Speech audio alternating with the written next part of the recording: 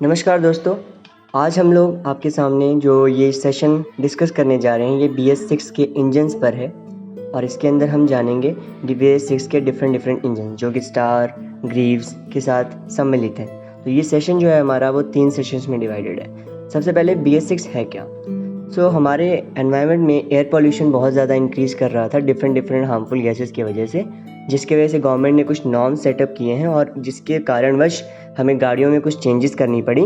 वो हम आपके सामने डिस्कस करेंगे। रीजंस क्या है? हमारा मेजरली जो पॉल्यूट हो रहा है वो एयर पॉल्यूशन हो रहा है फॉसिल फ्यूल्स के जलने के कारण, जिसके वजह जो गैसेस हमें इंडल्ज होती हैं इसके अंदर ammonia, carbon monoxide, sulphur dioxide, particulates matter and chlorofluorocarbons etcetera, जिसके वजह से एयर पॉल्यूशन इंक्रीज़ कर रहा है। मेजर पॉल्यूटेंट्स की मैं अगर बात करूं तो we are having carbon monoxide, hydrocarbons, NOx, particulate matter. These are the responsible pollutants जिसके वजह से पॉल्यूशन इंक्रीज़ कर रहा है और हमारे एमिशंस का यही जो है बाय प्रोडक्ट है।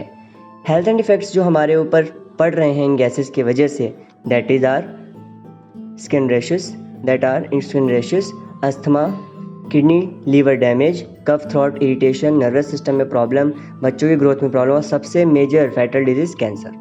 एमिशन नॉर्म जो गवर्नमेंट ने रिड्यूस करने के लिए कहा है वो हमें कार्बन मोनोऑक्साइड और हाइड्रोकार्बन्स को 43% से 47% तक रिड्यूस करने के लिए कहा है। Same goes for the spark ignition यानी पेट्रोल इंजन के लिए भी। तो ये दोनों यहाँ पर ऐसे आपके समक्ष दे रखे हैं। इसमें सबसे इंपॉर्टेंट जो ऐड हुआ है वो है OBD tool. OBD tool are in 2 stages, OBD1 and OBD2. OBD1 is from 1st April 2020 and OBD2 is from 1st April 2023. ये एक तरीके का मॉडर्न एक्सरे है गाड़ी के लिए, जिससे हम गाड़ी के अंदर की गतिविधियों को समझ सकते हैं। इंजन माल फंक्शन लाइट, ये हमारे इंस्ट्रूमेंट क्लस्टर मीटर पर ग्लो करती है, जिससे ये पता लगता है कि हमारे व्हीकल के अंदर कोई ना कोई टेक्निकल फॉल्ट है, ईसीयू रिलेटेड फॉल्ट है या कोई इलेक्ट्रॉनिक फॉल्ट है, कोई प्रॉब्लम है। ये रेड कलर में इंजन के सिंबल में ग्लो करेगा and we have to check it from OBD।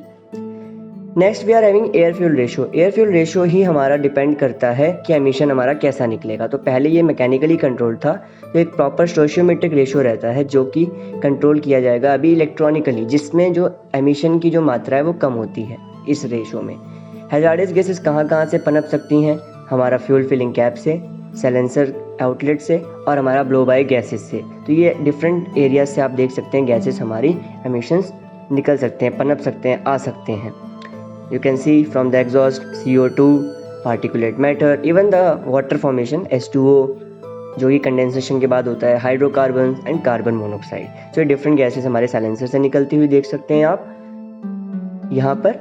And next, ये जो गैसेस पनपती हैं ये हमारी इनसाइड द कंबशन चैम्बर, जो हमारा चैम्बर है, सिलेंडर हेड अंदर है, उसके अंदर ये पनपती हैं। ये डिफरेंट गैसेस इस प्रकार है, CO2 हो गई, H2O हो गई, हाइड्रोकार्बन्स, कार्बन मोनोऑक्साइड और भी डिफरेंट गैसेस हमारी ये अंदर पनपती हैं। CO देन हाइड्रोकार्बन जिस प्रकार से आ रही हैं और जा रही हैं, तो हमारे पिस्टन के मूवमेंट के हिसाब से और डिफरेंट टेम्परेचर्स के हिसाब से फ्यूल की बर्निंग, क्योंकि हम लोग केमिकल रिएक्शन कर रहे हैं, केमिकल को जला रहे हैं, एक फ्यूल को, जो कि बाद में इन गैसेस की फॉर्म लेता है एग्जॉस्ट में। जैसे नॉक्स जो सबसे डेंजरस है हमारे लिए, नॉक्स हमारा NO2, NOx इस प्रकार से हमारा निकलता है, N2O एंड एक्सेट्रा। ये गैसेस जो है हमारी स्पार्क इग्निशन में स्पार्किंग के थ्रू और डीजल इंजन में डीजल की स्प्रेइंग के थ्रू बनती है। फर्स्ट हमारा जो पार्ट है that is BS6 Greaves diesel engine. Greaves का BS6 का डीजल इंजन जो है हम वो डिस्कस करेंगे। Part 1। Next we are having its nomenclature, किस प्रकार से इंजन हमें देखने में दिखेगा उसके हम नॉमेनक्लेचर को समझेंगे। तो कंस्ट्रक्शन और फीचर्स आप देख सकते हैं, साइड में इसके फोटोग्राफ्स हैं डिफरेंट कि ये किस तरीके से दिखता है। कंप्लायंस की बात करें तो BS6 है, वाटर कोल्ड इंजन है और फिल्टर फ्यूल इंजेक्शन सिस्टम जो है वो बहुत ही आसान और ईजी कर दिया गया है। Close loop oil mist separator add हुआ है और बाकी सारी चीज़ें। FDB है, इसमें इंजेक्टर है, फ्यूल रिटर्न लाइन है, cylinder head, cylinder, HP pipe, high pressure pump, flywheel with integrated tone wheel and alternator. तो इस प्रकार से इस इंजन की ये नॉमेनक्लेचर है एक साइड व्यू से। एक और साइड व्यू हम इसका देखना चाहेंगे, that is oil mist separator, जो कि ब्लो बाय गैसेस को रिड्यूस करने के लिए लगाया गया है। EGR valve, exhaust manifold, PTO cover, crank shaft, oil pressure switch, spin on filter, PRV valve, crank case, wire connector, rocker cover and intake manifold. ये भी इसका नॉमेनक्लेचर आप देख सकते हैं। Then engine numbering decoding system को समझने के लिए एक एग्जांपल है S9D 8297125। तो S डिनोट करता है कौन से प्लांट में बना, जैसे शेंद्रा। 9 डिनोट करता है कौन से ईयर में, डी डिनोट करता है कौन से मंथ में, और रिमेनिंग जो 7 डिजिट नंबर है वो बताता है कौन सा सीरियल नंबर है गाड़ी का। Same goes for the vehicle number decoding system. तो VMI code wise, class of vehicle, type of engine, cargo और पैसेंजर में C और P, model, year code, plant wise, month wise and serial number. तो rest आपका ये chassis number इस प्रकार से है। स्पेसिफिकेशन की बात करूँ तो EDI G599WD इंजन है, यानी water cooled electronically controlled. Number of cylinder 1 है। बोर और स्ट्रोक जो है वो 91.3 स्क्वायर इंजन है। कंप्रेशन रेशो 18:1 है। ड्राई वेट इसका 62.9 किलोग्राम्स है एंड रिमेनिंग। वाटर पंप की बात करूँ तो सेंट्रीफ्यूगल टाइप है, थर्मोस्टेट वैक्स टाइप है एंड जिसका operating temperature 82 to +- 2 degree Celsius है, 90 टू 2 डिग्री सेल्सियस है। कूलेंट और वाटर की रेशियो की बात करूँ तो दैट इज 70:30 रेशियो, जो रहेगा 1.1 बार के प्रेशर पे, रेडिएटर प्रेशर कैप के। रिकमेंडेशन अगर हम लूब ऑयल की आपको रिकमेंड करें तो दैट इज बैक्सी का जेन्युइन ऑयल ही आपको हम रिकमेंड करेंगे, वही आप यूज़ कीजिए, जिसकी ऑयल कंजम्पशन है 240 ग्राम्स यानी 240 ग्राम पर 1000 किलोमीटर पर। और अगर हम ये यूज़ नहीं करते हैं तो हमारी वारंटी वॉइड हो जाएगी। सर्विस शेड्यूल की बात करें तो नॉर्मली जो सर्विस शेड्यूल है वो हमारा 5000 की सर्विसेज पे है, 10,000 की सर्विसेज पे है। हमें इंजन ऑयल लेवल और टॉपअप चेक करना है हर 1000 पे, कूलेंट लेवल भी, सारे सेंसर्स को हर 10,000 पे स्कैन करना है और ऑक्सी EGT चीज़ों को भी 10,000 पे चेक और रिप्लेस करना है। इंजन फ्यूल सिस्टम की बात करें तो आप देख सकते हैं इसमें वेरिएशंस। टैंक से ये फीड पंप में जाएगा, जो हमारा न्यू एडिशन हुआ है, फीड पंप से फिल्टर, फिल्टर से high pressure pump, high pressure pump के द्वारा FDB फ्यूल डिस्ट्रीब्यूशन ब्लॉक, और उसके बाद इंजेक्टर, इंजेक्टर से रिटर्न। एक और लेआउट है फ्यूल टैंक से feed pump with filter, then high pressure pump, FDB with RPS sensor, injector, combustion chamber यानी इंजेक्टर के through, and then return with the bluish line via connector से होता हुआ, जो कि पंप से भी रिटर्न लेगा। लुब्रिकेशन हमारा अगेन क्लोज लूप सिस्टम है और ये प्रेशराइज लुब्रिकेशन है। तो ऑयल प्रेशर जो हमारा है वो 3 बार से अबव रहेगा। सम्प से ऑयल सक करेगा स्ट्रेनर से, and oil pump, then filter, then pressure switch, crank shaft और कैम शाफ्ट को लुब्रिकेट करेगा, बहुत मूविंग पार्ट है, एंड देन रॉकर कवर से बाकियों को, फिर रिटर्न। इंजन कूलिंग सिस्टम भी सेम ऐसे चलेगा, जिसमें ऑपरेटिंग टेम्परेचर जो थर्मोस्टेट का रहेगा दैट इज 82 से 2 डिग्री सेल्सियस और 92। तो वाटर पंप से गया सिलेंडर हेड में, सिलेंडर हेड से थर्मोस्टेट जब जाएगा जब ये टेम्परेचर बढ़ेगा, बाकी बाईपास EGR को कूल करेगा। सेम आप इसमें देख सकते हैं पंखा चल रहा है और बाईपास जो हमारा है वो EGR को कूल करता हुआ जा रहा है। जैसे ये टेम्परेचर रीच करेगा तो वो हमारा रेडिएटर में जाना स्टार्ट कर देगा ताकि वो उसको ठंडा करे। ये ऐसा हम EGR को इसलिए करें बिकॉज EGR का जो टेम्परेचर है वो उस टेम्परेचर से ज़्यादा है और वो टेम्परेचर उसको कम ठंडा करेगा। पॉजिटिव क्रैंकेस वेंटिलेशन, जो हमारे ऑयल जब फ्यूम्स जलती हैं उसके वजह जो फ्यूम्स हैं वो हार्मफुल है, वो हम पहले बाहर छोड़ दिया करते थे, अब उसे हम यूज़ करेंगे। तो हमारे पास ऑयल मिस्ट सेपरेटर है, जिसमें सेंटर वाला जो है इनलेट है एंड बाकी 2 आउटलेट है। तो जो हमारा एयर है वो ऑयल मिस्ट सेपरेट होगा और एयर फिल्टर को जाएगा रॉकर कवर से सेपरेट होने के बाद, ऑयल मिस्ट में सेपरेटर में से, एंड जो ऑयल है वो सम्प में, जो PTO कवर का सम्प है उसमें चला जाएगा। EGR system, exhaust gas recirculation, जैसे कि हमने कूलिंग सिस्टम में देखा तो हमारा जो एग्जॉस्ट गैसेज है वो एग्जॉस्ट से निकला, EGR वॉल में गया, देन EGR कूलर में ठंडा हुआ, जो कि वाटर कूल्ड से ही ठंडा होगा, एंड देन ये वापस चला जाएगा ठंडा होकर एयर इनटेक मैनिफोल्ड में, क्योंकि ये हमें ज़रूरी है ऐसा करना। गियर टाइमिंग इस इंजन की बहुत आसान कर दी गई है, जिसमें आप देख सकते हैं हर गियर्स पर पंचेज हैं, इनक्राइब्ड यानी नकाशी की गई है पंचेज मार्क की, जिसमें balancer shaft, crank shaft, cam shaft और इन सब के पंचेज हैं, जिसे हमें सिर्फ मैच करना है। जैसे हम देख सकते हैं double punch marks on the balancer shaft, double punch mark जो बैलेंसर शाफ्ट पे है उसे एक्सटर्नल गियर सिंगल पंच वाले के साथ मैच कीजिए। Double punch marks on crank shaft के ऊपर जो है उसको कैम शाफ्ट के सिंगल पंच के साथ मैच कर दीजिए और एक ठैक की साउंड आएगी जिससे हमें पता लगे टाइमिंग हो गई। नाउ क्रैंक केस की बात करूँ तो पहले हमारा फीड पंप की असेंबली अलग, सम्प अलग, मीन्स काफ़ी बल्कि स्ट्रक्चर था, अलग अलग पार्ट्स थे। Now it is a inbuilt flywheel and cover बना दिया गया है, जिसमें सम्प भी इनबिल्ट है और हमारा ऑयल पेन असेंबली वगैरह की ज़रूरत नहीं है और ये काफ़ी अच्छा बन गया। पहले हमारा BS4 में ये जो था एयर कूल्ड था, तो हमारे फिन्स थे, बैफल्स थे। अब लेकिन हमारा वाटर कूल्ड है तो वाटर जैकेट्स हैं और पुश रॉड स्लीव जो है वो भी इनबिल्ट बना दिए, पहले अलग से लगता था जिसको हम नॉर्मल करते थे। CC चेंज होने की वजह से पिस्टन का जो बाउल है वो भी हमारा रिड्यूस किया गया है, जिसमें क्या है कि हमारा जो कंप्रेशन है वो हमारा अच्छा हुआ और हमारा CC जो है जिसकी वजह से हमारी जो कंप्रेशन रेशो है वो भी चेंज हुआ है और इंक्रीज़ किया गया है। हेड की बात करूँ तो इसके अंदर भी चेंजेस की ग्लो प्लग का अरेंजमेंट किया गया है, 6 पॉइंट्स माउंटिंग इसको दिया गया और वाटर कूल्ड के लिए इसमें अरेंजमेंट किया गया, तो गैलरीज और थर्मोस्टेट वगैरह लगाने के लिए सिस्टम है। तो ग्लो प्लग का काम किया कि डीजल इंजन स्टार्टिंग में कोल्ड स्टार्टिंग में हेल्प करने के लिए।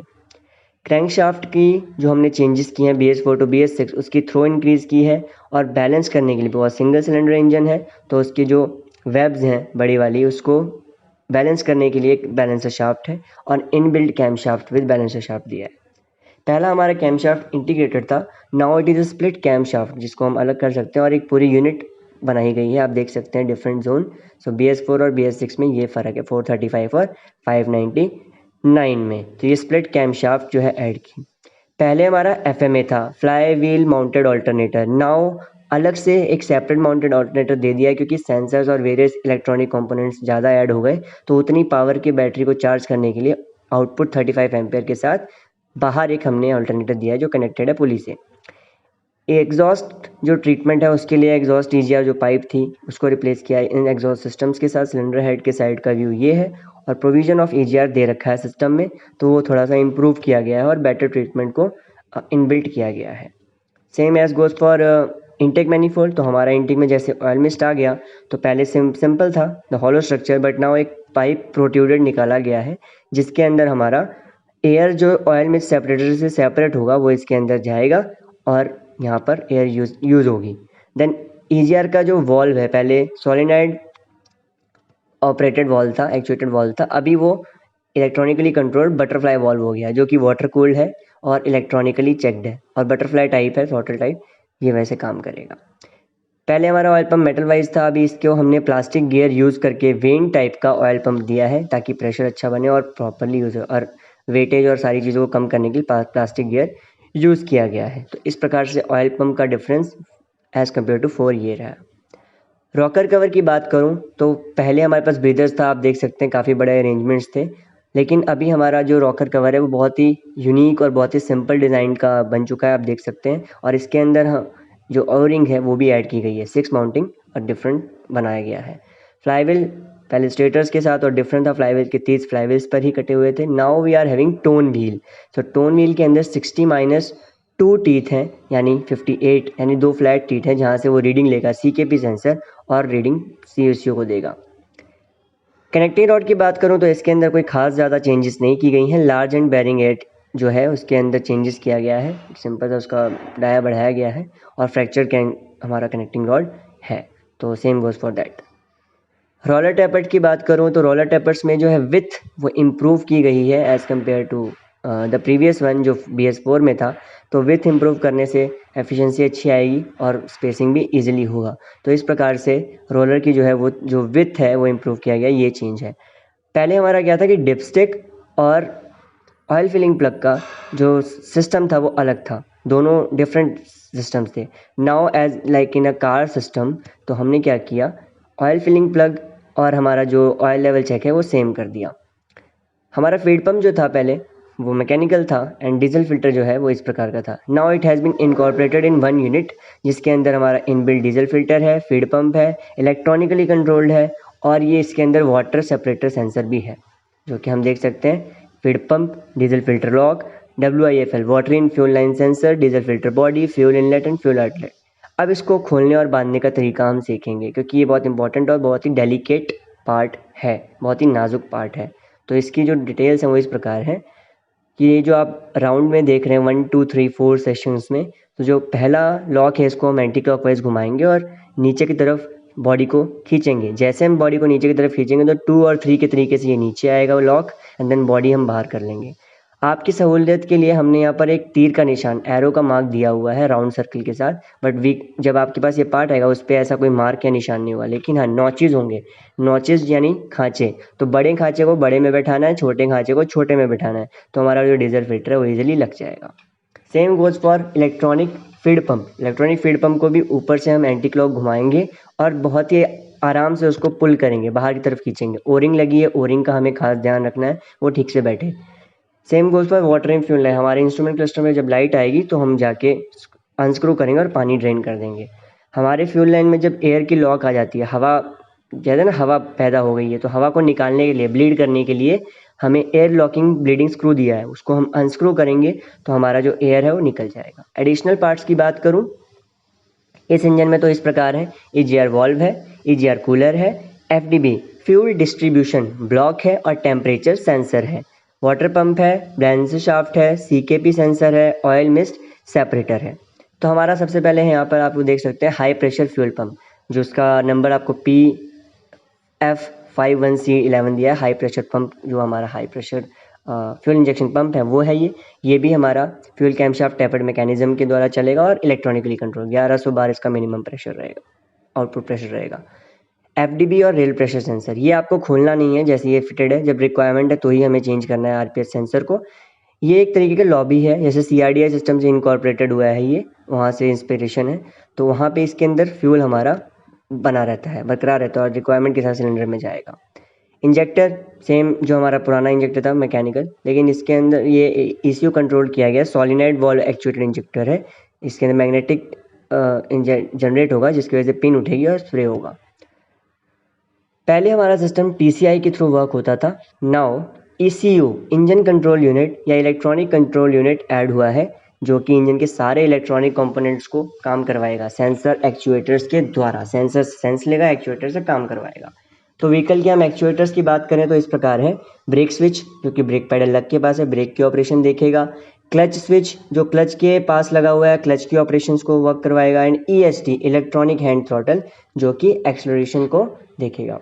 वीएसएस की बात करूँ तो व्हीकल स्पीड सेंसर है, जो कि 3 पार्ट्स में है, स्पीडो केबल, अडेप्टर एंड सेंसर। ये एक पूरा यूनिट बनता है जो हमारे इंस्ट्रूमेंट क्लस्टर मीटर के ऊपर स्पीड के इंडिकेशन को शो करता है। नेक्स्ट जो हमारा है ईसीयू की हिदायतें। हाँ, इस इंजन में कुछ हिदायतें हैं जो मैं आपको देना चाहूँगा। पहली बात तो ईसीयू के साथ और कितने भी इलेक्ट्रॉनिक पार्ट्स हैं, चाहे वो सेंसर्स हो या कोई भी एक्चुएटर हो, उसके साथ हमें एहतियात बरतनी है। ग्लव्स के साथ काम करना है, क्योंकि हमारी बॉडी में भी कुछ चार्ज होता है जिसकी वजह से ये डिफ्यूज़ हो सकते हैं।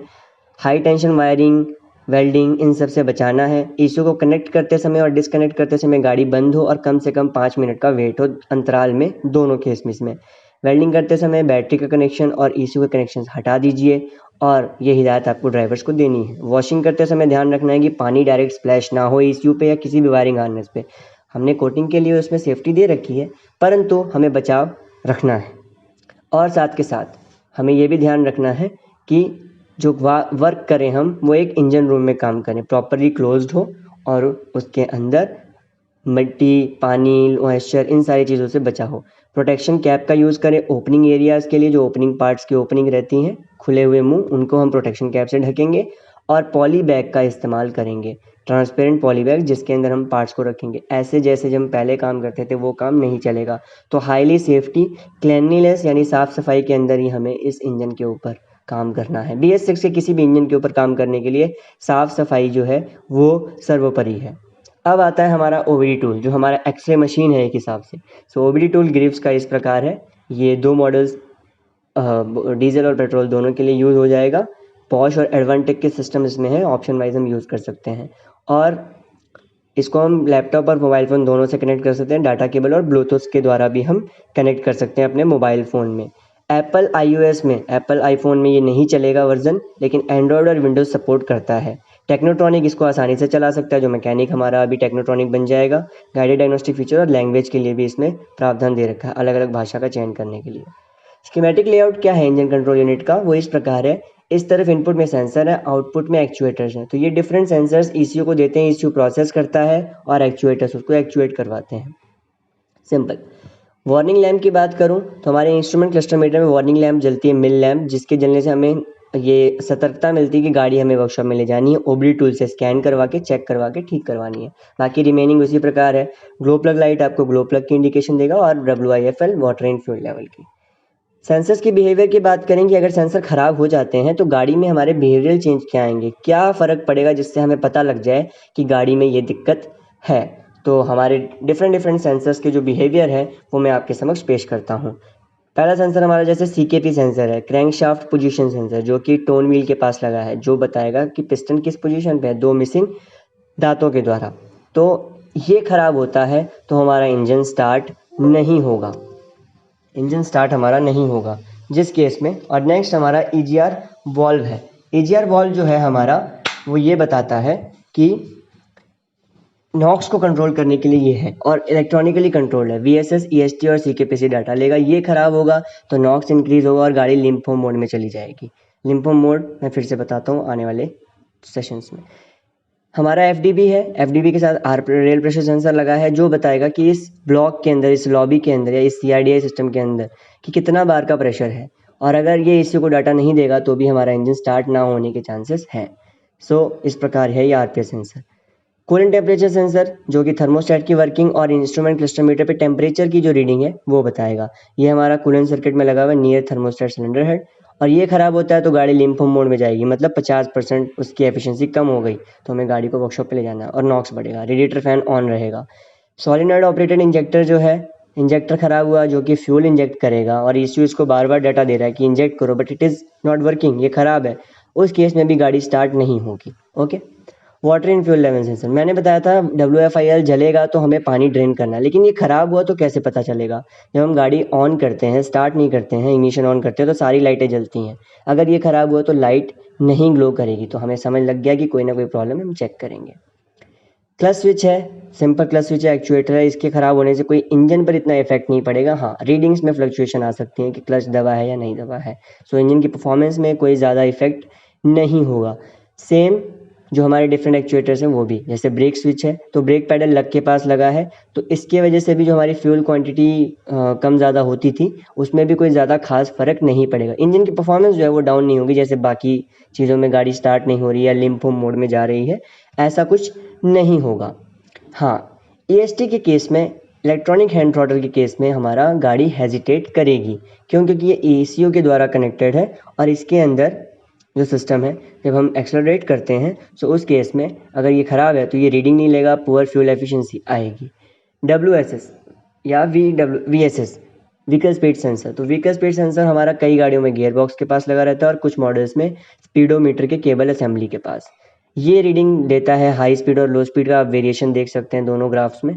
और ये खराब होगा तो हमारी इंडिकेशन है, मान लो मैं 100 पे चल रहा हूँ तो 50 की दिखाएगा या 0 की दिखाएगा, फॉल्स रीडिंग।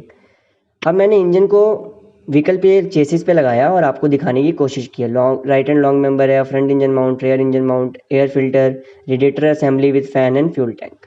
तो पहला हमारा है fuel filter with integrated lift pump या हमारा इलेक्ट्रॉनिक फीड पंप, ये वहाँ पे लगा है। फ्यूल टैंक से फ्यूल आएगा और फिल्टर और फीड पंप से होता हुआ जाएगा। Coolant filler unit right hand side के लॉन्ग मेंबर के लेफ्ट साइड में इंजन इंस्पेक्शन कवर की तरफ हम डालेंगे और बाकी दोनों भी इस प्रकार थे। देन गियर कंट्रोल ट्यूब है, क्लच स्विच है, एक्सीलरेटर ट्यूब है, क्लच लीवर है, इंस्ट्रूमेंट क्लस्टर मीटर है और EST। ये एडिशन और अपडेशन जो हुए हैं हमारे आइटम्स में, जो हमने पहले डिस्कस किए वही हैं, वो हमारी गाड़ियों में यहाँ इनकॉर्पोरेटेड है। हमारा फर्स्ट है ब्रेक स्विच। तो ब्रेक स्विच हमारा जैसे गाड़ी में लगा है, ब्रेक पेडल लग के पास, वो आपको लोकेशन दिखाई गई है। And same goes for VSS। तो VSS जब हमारा ख़राब होगा तो वही हमारी रीडिंग जो है वो फॉल्स आएगी। तो तीनों चीज़ों के साथ केबल, अडेप्टर और सेंसर तीनों ऐड होकर एक यूनिट बनती है, वो लगी है। लेफ्ट साइड व्यू ले हम इंजन का तो ECU दिखेगा, लेफ्ट हैंड साइड का लॉन्ग मेंबर दिखेगा, एयर फिल्टर का माउंटिंग ब्रैकेट दिखेगा और हॉर्स दिखेगी चेसिस से एयर फिल्टर को जाने के लिए, और एयर फिल्टर से जो इंजन को हॉर्स जा रही है, हॉर्स पाइप, वो दिखेगी। टॉप व्यू और रियर व्यू। टॉप व्यू हमारा इस प्रकार से, जो हम इंजन देख सकते हैं, OMS दिख रहा है, टैंक दिख रहा है और बाकी पंप दिख रहा है, फीड पंप और फिल्टर। रियर व्यू में हमें रेडिएटर, फिल्टर और ये सारी चीज़ें दिख रही है। ये दिखाने का मकसद है कि पार्ट जब गाड़ी आपके पास आए तो कहाँ पे कौन सा पार्ट लगा है। राइट हैंड साइड का व्यू और लेफ्ट हैंड साइड का व्यू। लेफ्ट हैंड साइड के व्यू में जैसे मैंने पहले भी दिखाया, एयर फिल्टर की हॉर्स है एंड बाकी सारी चीज़ें, और राइट हैंड साइड का ये व्यू है। Thank you so much, to be continued. हम पार्ट 2 जो है जल्द ही आपके समक्ष पेश करेंगे। Thank you.